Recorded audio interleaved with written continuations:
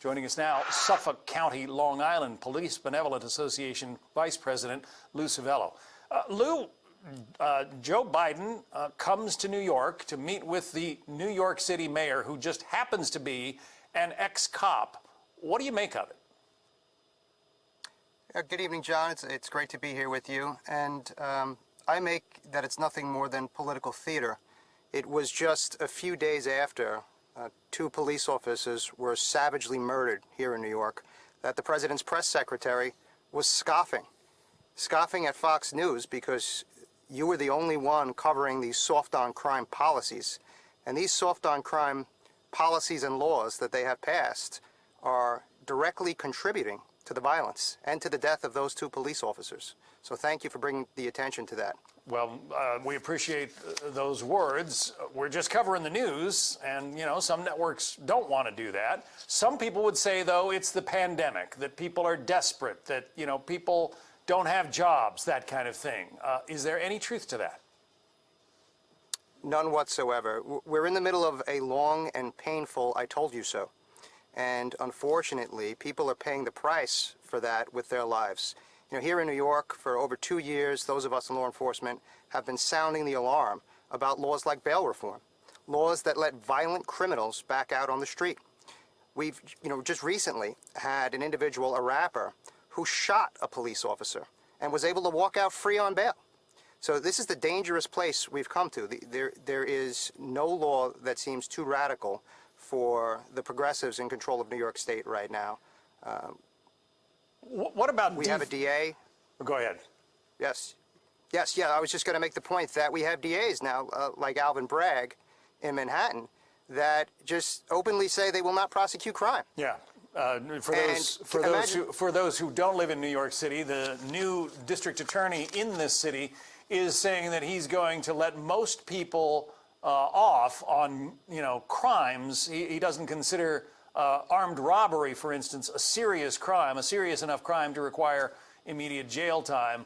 Only if the gun is actually fired is he going to perhaps put the gunman in jail.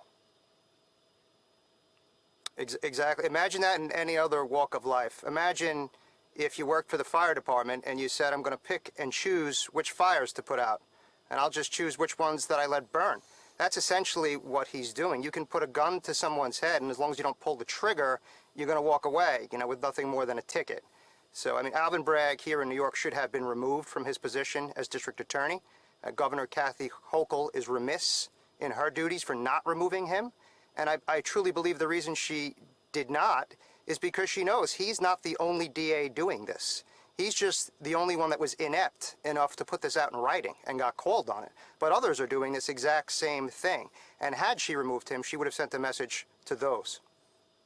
In the meantime, we have, the Vice President of the, now Vice President of the United States, having offered to, contribute to bail funds for people who were arrested during the Black Lives Matter protests in the summer of 2020. What kind of a message does that send?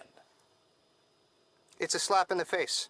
It's a slap in the face to every police officer out there, everyone that risks their lives, and it's a slap in the face to victims.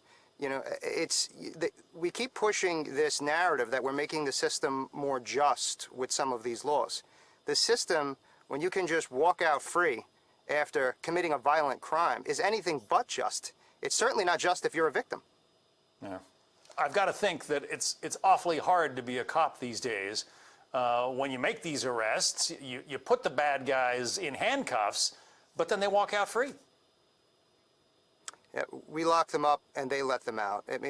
There's no, big mystery about how to solve this problem of violence, of gun violence. Let us do our job. Take the handcuffs off the police. You have made it impossible to do our job as police officers, and they have not taken their foot off the gas. Again, here in New York, after bail reform, there are laws that they are now pushing now that will let violent criminals not only out, it will wipe their records clean. You have committed heinous crimes at this point, and if you're of a certain age, you're going to walk out because you're going to walk to these liberal parole boards and you are going to get paroled. Unfortunately, this country is reaping what it has sown. Lou Civello, the Vice President of the Police Benevolent Association, Suffolk County, Long Island. Thanks, Lou. Thank you for having me.